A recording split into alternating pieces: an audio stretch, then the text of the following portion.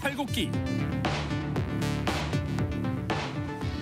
네, 국민의힘 한동훈 전 대표 가족이 연루된 당원 게시판 사건을 놓고 또 국민의힘이 극심한 내용 속에 있습니다. 여기에 현역 서울 당협위원장인 이해운 전 의원이 이재명 정부 초대 기획예산처 장관 후보자로 지명이 돼서 또 국힘 내부가 부글부글 끓타고 있다고 하는데 이와 관련한 이야기들 국민의힘 김재원 최고위원 모시고 이야기 나눠보겠습니다. 어서 오십시오. 반갑습니다. 안녕하세요. 네, 저는 반갑습니다. 한번 뵙고 싶었어요. 3선 역임하셨고 네. 또 원외에서 최고위원을 4선을 지금 연이어서 하고 계시는 분의 기는 어떤 기일까? 새해 첫날. 그 비결은 뭡니까? 의원님. 갑자기 그렇게 말씀하시니 예상치 못한 질문이었나요? 예, 전혀 예상치 못했는데요. 네. 그 정치 일선에 있다가 보면 의도치 않게 그 실패하거나 좌절하는 일이 있을 수밖에 없거든요. 예. 그런데 그것을 숙명으로 받아들이고 또 계속 그 제가 나가야 될 길을 끊임없이 앞으로 나가는 것, 그 꺾이지 않고 나가는 것, 그것이 중요하지 않을까 생각합니다. 네. 가볍게 드린 질문인데 너무 무겁게 제가 받아들여주셔서. 너무 심각하게 생각했어요. 네. 제 이름이 인구거든요. 그래서 네. 저는 소중한 인연을 굉장히 중요합니다. 네. 네. 저희 여의도 탈곡기에서 아주 네. 탈탈탈탈 네. 다른 데서 얘기 안 하신 이야기들 네. 얘기해 주시면 좋겠어요. 탈곡기. 제가 어릴 때 우리 네. 부모님이 농사를 지어서 탈곡기 많이 밟아봤습니다. 새해 어떤 마음으로 시작하십니까? 우리나라가 사실 작년 지난 2025년은 사실 겪어보지 못한 일이 참 많았고 우리 국민 또 우리 당 저 개인적으로도 많은 것을 그 박탈당하는 네. 한 해였다고 생각합니다. 그런 많은 분들 마음속으로 그런 또 박탈감이 있는 분들 올해는 하나씩 좀 채워나가는 마음이 되었으면 좋겠다라는 생각이고요. 저도 좀 그 주위 사람들과 함께 하나씩 차곡차곡 채워나가는 그런 날이 되어야 되겠다 생각했습니다. 네, 그 소망 이루시기를 저도 바라겠습니다. 네. 한동훈 전 대표 당원 게시판 사건이 지금 아주 시끌시끌합니다. 이게 뭐 어떻게 된 겁니까? 사실 내용적으로 보면 사소한 일이라고 주장하는 사람의 말이 맞을 수도 있어요. 왜냐하면 당원 게시판을 익명으로 가려놓았고 즉 성만 나오고 이름은 가려놓았거든요. 예. 그런 상황에서 글 쓴 사람에 대해서 어느 정도 실체가 밝혀진 사안이 이번 사안이거든요. 네. 그때 당시가 저도 최고위원으로 있을 때예요. 그러면 그 글 쓴 사람으로 지목받은 사람이 내가 쓴 것이 맞다 또는 내가 쓰지 않았다. 그리고 그에 대해서 뭐 예를 들어 좀 불편한 내용이 있으면 죄송하다. 네. 또는 이게 뭐 그렇게 대단한 일이냐. 그렇게 하면서 사실관계를 밝히고 그에 대한 입장을 설명하거나 이해를 구했다면 그때 당시에는 약간 논란이 되었을지는 몰라도 지금쯤은 아무도 관심 없는 일이 되었을 텐데 한동훈 전 대표가 그때 당시에 당 대표였거든요. 네. 그리고 당직자들을 동원해서 이 사안을 숨기거나 은폐하거나 더 나가서 증거 자체를 없애려는 듯한 그런 모습을 많이 보였어요. 그것이 오늘날까지 오면서 이것이 정치적인 문제로 비화가 된 거거든요. 저는 일이 이렇게 된 데는 전적으로 사실관계를 밝히지 않고 덮고 무마하려고 계속 가거나 또는 약간 말도 되지 않는 방식으로 해명하는 바람에 키운 일이니 이번 기회는 깔끔하게 정리하고 전체적으로 사실관계를 분명하게 밝히고 넘어가야 된다고 생각합니다. 저는 잘 이해가 가지는 한동훈 대표가 이제 최근에 가족이 쓴 건 맞다라고 얘기를 했고 네. 그 한동훈이라는 거는 동명이인이다라고 얘기를 하거든요. 네. 예. 이걸 어떻게 이해를 해? 그러니까 한동훈이라고 쓴 건 한동훈 전 대표가 아니다. 그러니까 이제 그 부분에 대해서도 많은 분들이 의구심을 갖는 것이 명쾌하게 해명이 되지 않는 것이죠. 나는 당 게시판에 가입하지 않았다. 그러므로 내가 쓴 글이 아니다. 그런데 가족이 쓴 거는 맞다. 그럼 가족 이름이 가족 이름으로 쓴 여러 명의 그 글은 맞다. 일부 착오가 있어서 뭐 진형구로 되어 있는 것이 아니다라는 취지는 있는 것 같은데 어쨌든 네. 가족이 쓴 거는 맞다는 거예요. 그럼 여기서 더 나가서 한동훈이라는 이름과 가족의 이름 5명이 있잖아요. 그런데 2개의 그 IP 주소로 그 글이 올랐단 말이에요. 그러면 여기에 섞여 있는 사람 중에 그 한동훈이 동명이인이라면 이 2개의 IP 주소에 같이 섞여 나온다면 이해가 되지 않는 말이잖아요. 이에 대해서 명쾌하게 해명을 해줬으면 좋겠어요. 한 전 대표는 이제 2호선 그 당무감사위원장에 네. 또 그 대응 방식을 갖고 또 문제를 삼더라고요. 그래서 이제 그런 식으로 나가기 때문에 이게 또 과거하고 똑같아요. 그때도 계속 이 문제가 정치적인 문제는 문제가 불거지면 그 사안을 밝히는 것이 굉장히 중요한데 다른 방식으로 이제 역공을 취해왔거든요. 그때 당시도 이거는 당원의 개인정보를 밝힐 수 없다. 네. 개인정보를 누가 밝혔느냐. 이에 대해서 좌시하지 않겠다. 뭐 이런 취지로 역공을 취하면 우리 당의 입당원서에는요. 입당원서 난에 그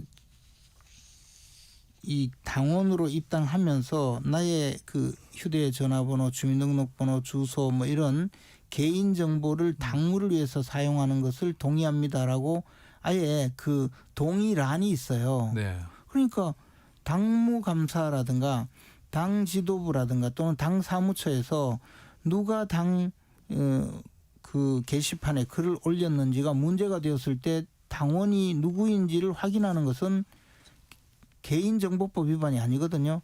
근데 개인정보법 위반이라고 주장하면서 뭐 형사 고발을 한다는 이렇게 나오니까 사람들이 계속 의아하잖아요. 왜 저걸 숨기려고 하냐. 아니면 아니라고 하고 맞으면 맞다고 하지 하는 것이 그때도 문제였거든요. 지금도 2호선 당무감사위원장이 설사 잘못된 점이 있다 하더라도 중요한 것은 지금 국민들은 그것이 문제가 아니고 이 사안을 과연 누가 작성을 했느냐, 네, 네. 왜 작성을 했느냐, 그리고 그에 대해서 무슨 문제가 있느냐를 먼저 궁금해하고 대답하기를 원하거든요. 네. 그럼 그 점을 다 주장을 하고 난 다음에 이호선 위원장이 무슨 잘못을 했는지를 이야기하는 것이 순서라고 보여지죠. 이게 또 친한계 쪽에서는 이제 한동훈 쳐내기 아니냐라는 주장도 펼치고. 이것을 가지고 한동훈 쳐내기가 될까요? 저는 뭐 그렇게 되지 않는다고 생각을 하고 이 문제를 가지고 그런 식으로 이야기하기 때문에 계속 문제가 해결되지 않는 거죠. 지금까지 그러면 차라리 이 문제를 묻지 마라. 더 이상 묻지 말고 나를 밀어내지 마라 하는 거하고 똑같은 거예요. 그런데 그렇게 해결이 될까요? 문제는 사실관계가 무엇인지 실체적 진실이 무엇인지 사안의 진실은 무엇인지를 확인을 시켜주고 뭐 내가 이런 면에서 잘못했다면 미안하다 또는 난 잘못한 게 없다. 뭐 그런 순서로 나오는 것이 중요한데 말씀하신 대로 계속 그거거든요. 개인정보 이야기하다 요즘 그 주장은 이제 들어갔고 그다음에 이게 주장을 하는데 사실은 무슨 주장인지 모르겠어요. 한동훈 전 대표가 이야기하는 내용은 자신이 실제 썼다는 건지 쓰지 않았다는 건지 가족이 자기 이름으로 썼다는 건지 안 썼다는 건지 아예 제3자가 있다는 건지에 대해서 불분명하게 계속 이야기를 해요. 그리고 진영구 장인이 쓴 글이 맞는 건지 아닌지 그것도 불분명하게 계속하면서 조작했다고 주장하는 거거든요. 뭘 어떻게 조작했는지에 대해서 정확하게 설명을 하고 또 어떤 부분은 가족이 썼고 가족 누가 썼는지 그 점에 대해서 그냥 확실하게 설명을 하면서 책임은 나는 없다든지 아니면 나는 도의적 책임이 있다든지 아니면 미안하다든지 아니면 내가 미안한 게 없다든지 그렇게 이야기를 하고 그다음에 지금 말씀하신 여러 가지가 되어야 되는데 이거 나 쫓아내려는 음모 아니냐. 그거는 이제 뭐 전혀 다른 식으로 뭐 주장하는 것인데 그러니까 정확한 사실 규명이 먼저 지금 이게 사실 규명을 해오지 않았기 때문에 1년을 끌었거든요.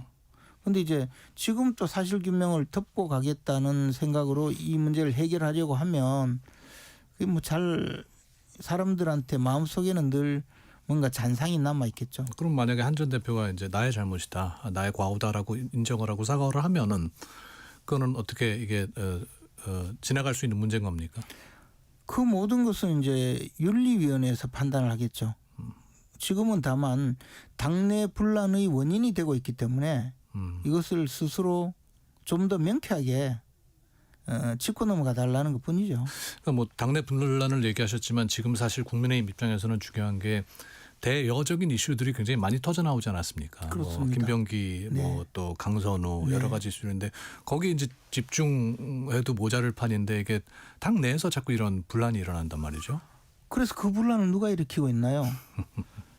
당 지도부에서 당무를 수행하기 위해서 당무 감사를 냈고 그에 대해서 결과가 나왔으면 그래서 명쾌하게 해명을 하고 넘어가면 되는데 나 건드리지 마라.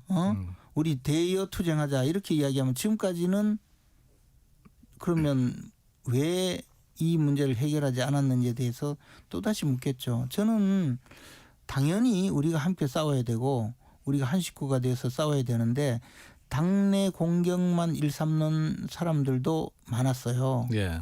그래서 그 문제에 대해서 늘 문제 제기가 있었고 내부 총질하는 사람은 더 이상 그 용서하지 합의할 수 않겠다. 없다. 예, 뭐 그런 이야기까지 나왔었거든요. 네. 그렇게 내부 싸움만 하던 분들이 지금 와서 왜 이 문제를 거론하느냐라고 이야기하면 그거는 사리에 맞지 않죠. 이제 6월 또 지방선거를 앞두고 있고 오늘 이제 장동혁 대표가 신년 인사로 많은 분들이 국민의힘에 변화를 주문하고 있다.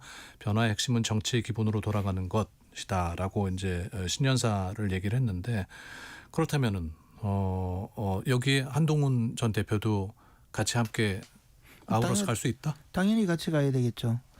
한동훈 대표께 부탁드리는 건 다만 내부 분란의 원인을 스스로 제거해 달라는 겁니다. 정리를 하라. 그리고 한동훈 전 대표를 따르는 사람들도 내부 총질을 좀 자제해 달라는 거죠. 사실 그런 문제 의식을 갖고 있는 분들이 굉장히 많았고 그 점에 대해서 이제 이것이 내부 비판, 노선에 대한 비판 또는 잘못된 점에 대한 의견 제시 이 수준인지 또는 이 차마 참을 수 없는 수준의 도저히 내부 단결을 저해하고 보수 단일 대오의 그 큰 대의를 망각하고 내부 싸움만 골몰하는 것인지는 많은 당의 구성원들, 당원을 비롯한 당의 구성원들이 생각하는 바가 있거든요. 네. 과도하다. 더 나가서 극단적인 내부 총질로 인해서 당의 단합이 깨지고 있다라고 그런 문제의식을 갖고 있다면 그 사람은 실질적으로 당에서 문제가 있는 사람이잖아요. 그러다가 그에 대한 제재를 하려고 하면 내부 단결을 해야 되지 왜 분란을 일으키느냐 이렇게 이야기하면 그건 사실 사리에 맞지 않잖아요. 그러니까 이제 지금 그 단계에 왔다는 것이 아닌가 저는 그렇게 생각합니다. 그 장동혁 대표의 변화의 의지는 어떤 의미로 장동혁 이해를 하면 대표를 변화하겠다. 제가 이제 그 부분에서 약간 의견을 나눈 적이 있는데 예. 기본적으로 장동혁 대표는 이제 과거에 대해서 정리를 하고 미래를 향해서 나가야 될 때라는 생각이 강해요. 과거라고 하면은 지금까지 있었던 바로 어제까지 모든 역사적 사실관계를 나름으로 정리를 하고 이제 우리는 미래를 향해 가야 되지 않느냐. 그러나 이제 그 정리라는 것이 어떤 방식이냐를 두고 또 할 수 있겠죠. 그러니까요. 그런데 그 부분에 대해서는 우리 보수 정치 이념 자체가 역사적 사실을 존중하자는 거거든요. 역사적 사실을 바꿀 수도 없는 일이고 역사적 사실에서 그 교훈을 얻어서 미래를 향해서 앞으로 나가자는 것인데 이것을 지금 우리 당의 현실에 본다면 지금까지 있었던 현실은 현실로 인정하자는 것이 아니겠습니까? 그것을 뭐 새로이 재단을 해서 있는 것이 없어지는 것도 아니고 없다고 선언을 해서 없어지지 않는 것이니 역사적 사실은 존중하고 그 역사의 평가에 맡기고 우리는 미래를 향해서 나가자라는 그런 생각이 아닐까 싶습니다. 네. 오늘 그 오세훈 서울시장이 장동혁 대표 앞에서 이제 계엄 사과하라 참을 만큼 참았다고 면전에서 얘기를 했다는데. 예. 제가 이제 그 현장에 있었는데 지금 말씀하신 뭐 그 이야기는 아마 따로 기자회견을 하면서 한 말이 아닌가 싶습니다. 그러나 네. 어쨌든 오세훈 시장은 또 오세훈 시장 나름의 정치적인 생각이 있고 그에 대해서 자신의 의견 표현이 있어요. 그리고 우리 당은 사실 계엄 문제에 대해서 당 지도부를 비롯한 적어도 현역 국회의원들 그리고 많은 당직자들은 윤석열 대통령의 계엄 선포 내지 계엄 문제에 대해서는 잘못된 계엄이라고 다 생각하고 있습니다. 그러니까 사과를 했다라고 이해를 하면 그 될까요? 사과의 경우에는 여러 차례 당 지도부가 사과를 해왔고 그것을 사과하라라고 해서 또 사과를 하는 것이 과연 지금 적시인지 그것도 생각을 해야 되고 네. 또 하나는 앞으로도 사과를 해야 될 시기가 또 많이 올 거라는 거죠. 사과라는 것, 정치적 사과라는 것은 필요한 때 사과를 해야 되는 기회가 온다면 사과를 해야 되겠죠. 네. 다만 신년 1월 1일 날 담배식을 하면서 떡을 절단하고 새로이 그 원래 새 출발을 각오하는 자리에 그때 뭐 사과하라고 하면 그때는 또 좀 아닐 수 있지 않습니까? 그래서 사과를 해야 될 기회는 많이 있을 겁니다. 그리고 시도 때도 없이 사과한다고 해서 박수 받는 것도 아니거든요. 네. 그래서 저는 남발은 불필요하다. 시기와 의미가 사과를 해야 될 때는 사과를 할 때가 올 겁니다. 네. 그리고 다만 무슨 1년이 되었으니까 사과해라. 또는 그 의원들이 무리를 지어서 그 사과를 해라라고 요구한다고 그때가 과연 적기인가는 또 생각을 해봐야 되겠죠. 네. 또 국민들이 원한다면 얼마든지 사과를 해야 되지 않겠습니까? 국민의힘 당명은 계속 갑니까? 아직 당명을 변경하겠다, 당명을 개정하겠다는 이야기가 공식적이든 비공식적이든 최고위에서 의제로 다뤄진 적은 없습니다. 네. 아이디어 차원에서는 뭐 아이디어죠. 여러 가지 있을 수가 있고요. 쉽게 바꾸어지지는 않을 것 같다는 느낌을 받습니다. 저도 당명을 변경하는 것만으로 지금 이 위기 상황을 헤쳐나가기는 쉽지 않다고 생각합니다. 예. 좀 더 우리의 이 변화된 모습을 보여주고 국민들의 마음을 얻는 것이 중요하지 않을까. 지금 상태에서 당명을 변경하겠다고 나오면 그냥 간판만 고친다고 식당에 간판만 고친다고 신장개업 되느냐 그런 비판을 할 수도 있거든요. 네. 좀 국민들의 더 마음을 얻기엔 부족하다. 좀 더 예. 많은 변화와 또 국민들의 그 마음을 공감하는 그런 과정이 필요하다고 봅니다. 네. 지금의 분위기로 그 봤을 때는 장한석 연대가 가능한 겁니까? 장한석 연대라면 이제 들으시는 분들은 장동혁 대표, 한동훈 전 대표, 이준석 대표가 함께하는. 일단 한동훈 전 대표는 우리 당의 당원이기 때문에 뭐 연대고 말고 할 이야기가 아니고 당의 구성원으로서 당의 저 역할을 하는 것이겠죠. 연대라고 하는 것은 글쎄 만들어낸 말이지 실체가 있는 말은 전혀 아니라고 봅니다. 예.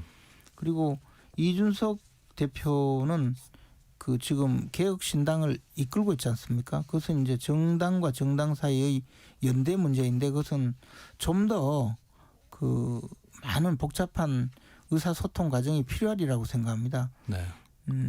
그 어떤 방식, 어떤 내용으로 서로 연대해 나갈 것인가에 대해서도 아직 전혀 최소한의 공감대도 만들어지지 않은 상태거든요. 그렇군요. 예, 그냥 뭐 몇 가지 그 발언이 비슷하다. 뭐 그거 가지고 연대라는 이야기를 더군다나 한동훈 전 대표까지 끼워 넣어서 연대라는 말을 그 조어로 만든 것 같은데 지금 현재 실체는 전혀 없습니다. 만약 공감되는 부분이 있다면은 이준석까지 같이 갈 수 있다.